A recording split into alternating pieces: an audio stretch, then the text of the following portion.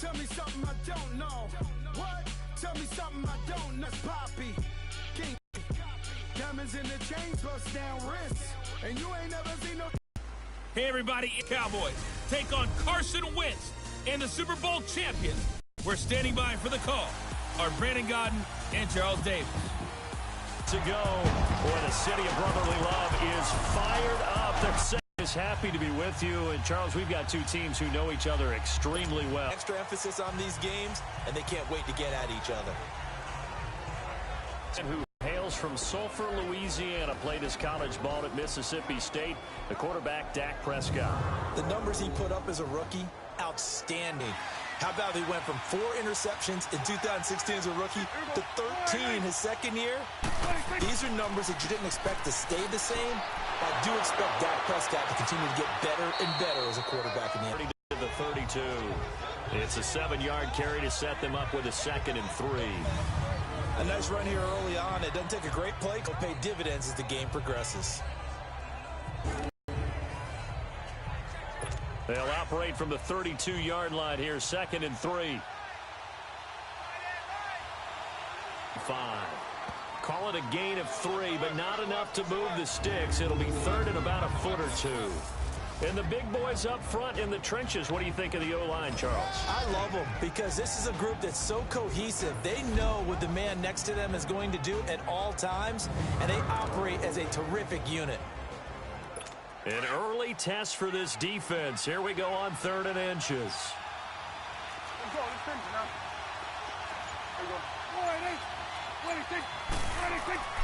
Now Prescott. And this is going to be incomplete. And 3rd down is a key down in any game you play. And 3rd down defense, something we've got to watch in this one. Got to be effective on the passing downs. That's a pretty good first step right there.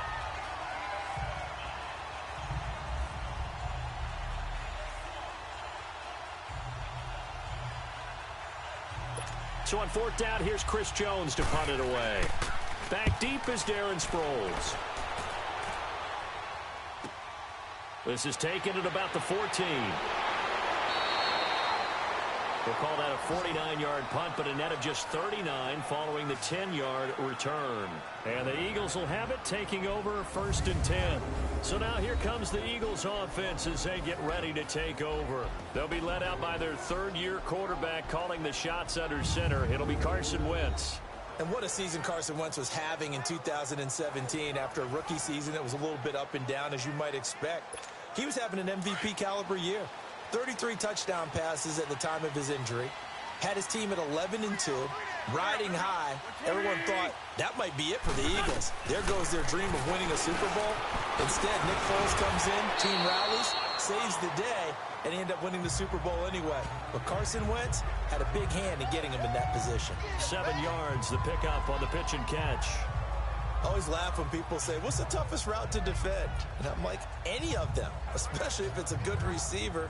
That makes things very difficult. But when you're running a drag route, something short, shallow, going through defenders, using guys almost as screens in order to get open, that makes things tough for guys trying to get to the football. Now it's the all-purpose back. This is Darren Sproles. And tough going there as he'll only get it up to about the 31. On the tackle, it's Randy Gregory. Quickly now, a look at the Eagles' offensive starters. Throw on your shades, throw on your sunglasses. We're about to shine a little spotlight on Golden Tate, who comes off of 4 straight seasons with 90 or more catches. He's a guy that maybe doesn't get put in the category of elite receiver, but when you look at his production overall and how he's used in their offense, wide receiver, slot back, take some plays at running back, he's a threat every time the ball's in his hand. Nowhere to go here. He lost the football. And the Cowboys have recovered.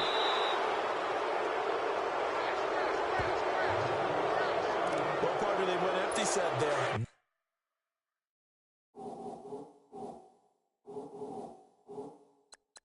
No backs in the backfield. All receivers out in the pattern. And in this situation, you know what the quarterback has to do? Act as his own blitz control. Yeah, he's got nobody else there to protect him. No one else there to protect, which means he's got to get rid of the football and absorb the hit and not go down and fumble the ball. It's a loss of a yard there, and now 2nd down. Well, you had to punt on your first drive, and on the first play of the second drive, you end up going backwards. I would dare say they need something good to happen right here, right now. After the loss to start out, here's 2nd and 11.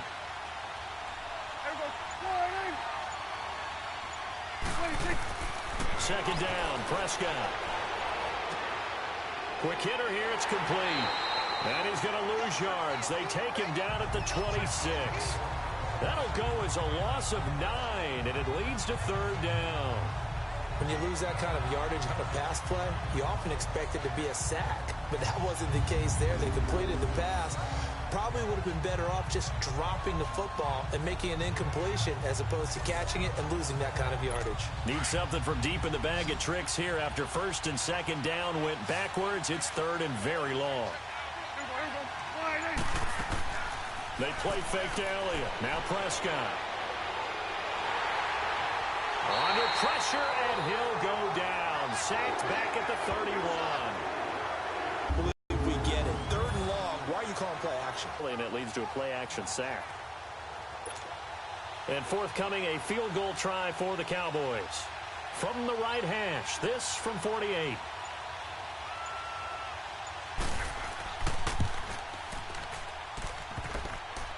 And that hits the right upright and caroms away. It's no good.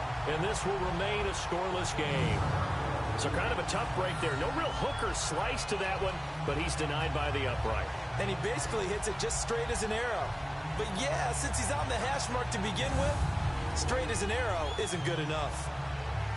Philly's offense getting the ball again here in just a second. But if you look at the NFC picture as a whole, a lot of talk, understandably so, about the Rams and the Saints, the Panthers even. But what kind of chance do you give the Eagles of getting back to the Super Bowl? I give them a good chance because Carson Wentz continues to get better coming back from the knee. Rush coming, and he's taken down. Randy Gregory in there to bury him for a loss of 11. Brandon, if I'm an offensive coordinator and I see an all-out rush like that, I file it away because I'm going to use their aggressiveness against them as this game goes on. I'm going to hit them with a screen soon.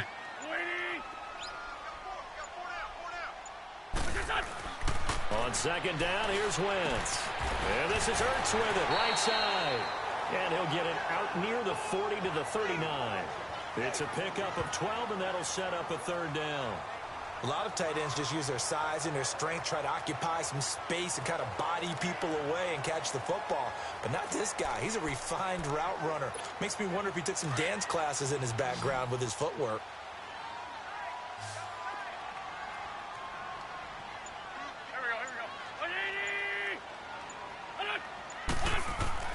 Now Wentz on 3rd down. Incomplete. Both players were there offensively and defensively, but it falls incomplete. Not only was the call spot on, how about the execution of that defense right there? The zone was absolutely locked up tight. He was trying to force it in there on 3rd down. But if there's a time to force it, he felt like he needed to make a play, right? Yeah, exactly right. 3rd down, you got to try and find something. There's nothing available there for him. Dallas getting the ball again here on offense, and the Cowboys haven't been able to build a ton of momentum if you look at their 2018 season as a whole, Charles. In fact, the first 7 weeks before the bye earlier in the year, it was kind of like flipping a coin. It was loss, win, loss, win, loss, win. So I don't know what you make of this team. You would actually expect that coin to come up heads 2 times in a row or tails 2 times in a row, wouldn't you? I think that we'll see the second half belong to Ezekiel Elliott because the move to get Amari Cooper out wide should open things up a little bit more, and he's such an impact player, and that's how they play best. Him leading, running the football, and establishing the line of scrimmage. And also working in their favor, there's absolutely no one running away with the NFC East. Yeah, Redskins and Eagles, they're in the mix obviously at the top, but you're right, just above 500. A give to Elliott. And space opens a bit as he gets it across the 15 to the 17-yard line. A sizable gain there, 9 yards as they get it back to a 3rd and 5. But you got to give kudos to your offensive line and the guy carrying the ball because they were in a 2nd and long situation. It seemed pretty dire, but they brought it back to 3rd and manageable with that run. Prescott from the gun on 3rd. And incomplete. The contact made the ball roam free and brings up 4th down. Didn't have a receiver open downfield, and as it turned out, couldn't even find his outlet man because of the coverage. It was way too tight, unable to find anyone open. Out now comes the Cowboys punter, standing just outside his own goal line. Sproles, the return. We'll call that a punt of 54 yards. Well struck. And the offense will take over with a new set of downs. Philadelphia getting set to take the field. And this is their third drive. Right now, maybe not about points, just about getting something. They haven't gotten a first down yet in this game. It's a mental barrier you don't think about until you go a couple of drives without getting a first down. Then all of a sudden it looms big. It gets harder and harder to actually attain that first down. They'll begin the drive with Sproles. And he'll get this up only to about the 33. DeMarcus Lawrence in on the tackle. And now the defense for Dallas. The anchor of this Cowboys defense is linebacker Sean Lee. Finished with 118 tackles despite missing 4 full games and the majority of another one in 2017. And you can absolutely see it's a different defense when he's on the field as opposed to when he's off of it. Agile, diagnoses plays well, and a fierce, fierce tackler.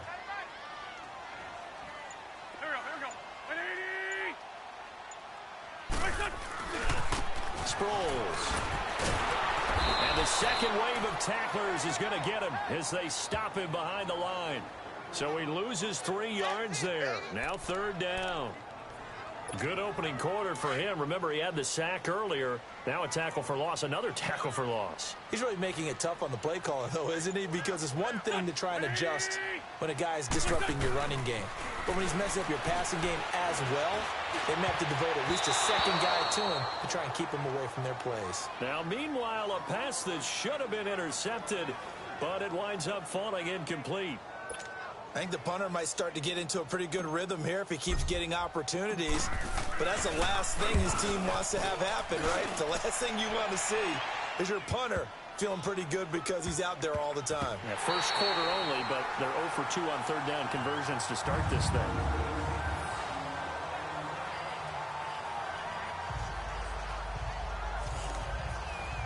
The offense for the Cowboys now working their way back onto the field. And on the last go-around, they really couldn't get anything going. They had to punt from deep inside their own territory, which means you're going to lose the field position battle as a general rule. What they're looking for now is a little more consistency, move the ball at least a few times on offense, get a couple of first downs, and hopefully flip the field. Yeah, just something to build off of. That's what they're looking for here. And the big meat on the D-line, we'll see how they do today. And I'd hate to be an offensive lineman having to deal with these guys. They come in hungry, mean, and confident. They think that no one can block them. Here they come, 2nd and 10 now from the 10.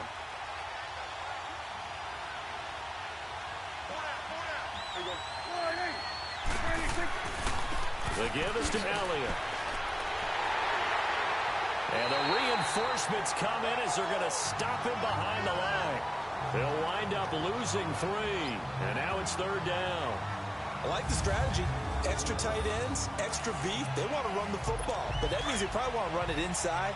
If you get strung out on the perimeter, you're in peril. Yeah, we saw the result. Negative yardage. 3rd and long for Prescott. And he's got it. They've looked his way tonight, and he comes up with a first down on the play. Looking for a cutback lane, but nothing there as he's met at the line of scrimmage. Timmy Jernigan, the Florida State man, in on the stop. Early down stuff to put this offense in a precarious position. We know that securing the point of attack, especially against the big-bodied guys in the middle of this D, has got to be priority 1.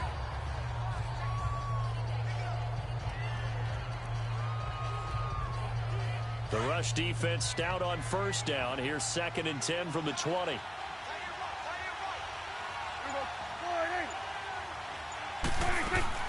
They'll run it now out of the gun. And he'll take this up near the 35, maybe the 34.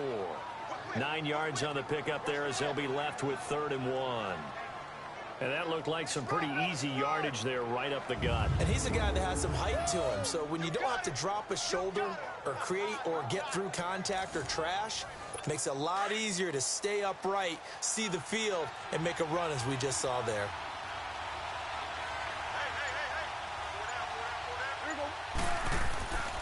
Play action to Elliott. Here's Prescott.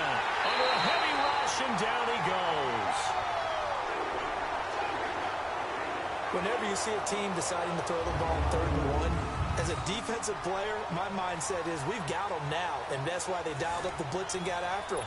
But occasionally, you want to pass it on 3rd and 1. I mean, not a lot for sure, but sometimes just to keep the defense guessing. Oh, no doubt. You want to break tendencies as you go along with the game because you don't want them to just say, oh, 3rd and 1, we know exactly what they're going to do.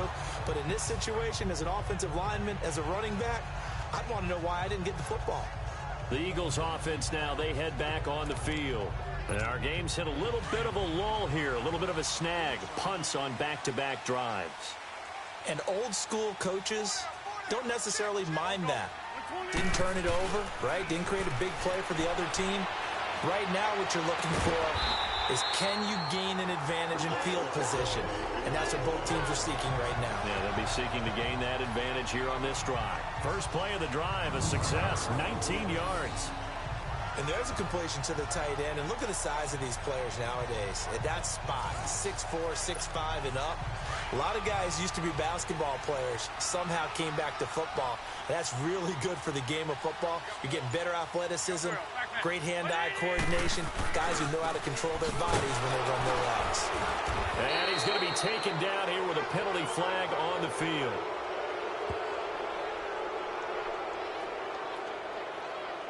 Holding offense. So he was holding from that left tackle position. Everyone tries to keep their hands inside when they're blocking ever since they liberalized the rules where you can extend them out. But sometimes they get out a little wide and they get detected grabbing some cloth. They'll run it with Sproles. And he'll get this one up to the 26. Jalen Smith, the Notre Dame man, in on the tackle. I know the scouting report on him is that he doesn't possess the eye discipline to be an elite linebacker, and what that means is his ability to read, react, and make a play. But on that one, he looked like one of those guys. Now Wentz throwing on 2nd down. He's going to let one fly for Tate. He's got him in, complete. And he's going to get this all the way down inside the 35. Illegal forward pass. Offense.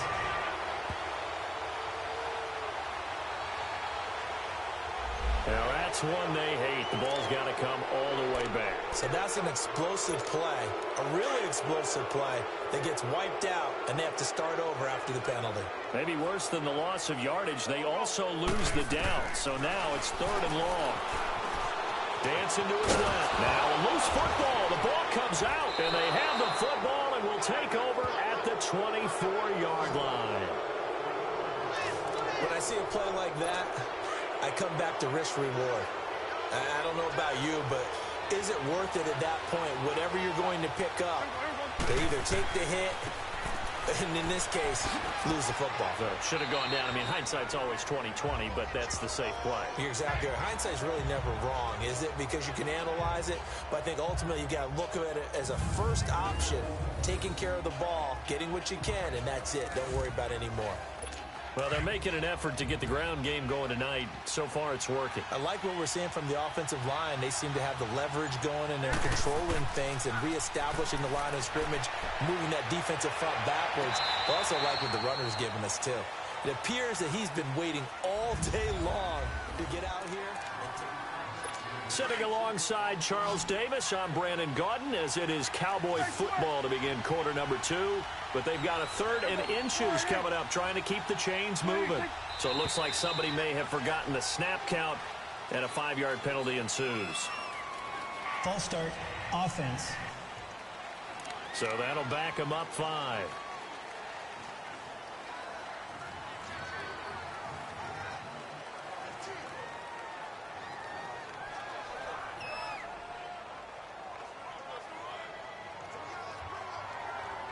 They had great starting position to begin the drive, but now they look up at a 3rd and 5.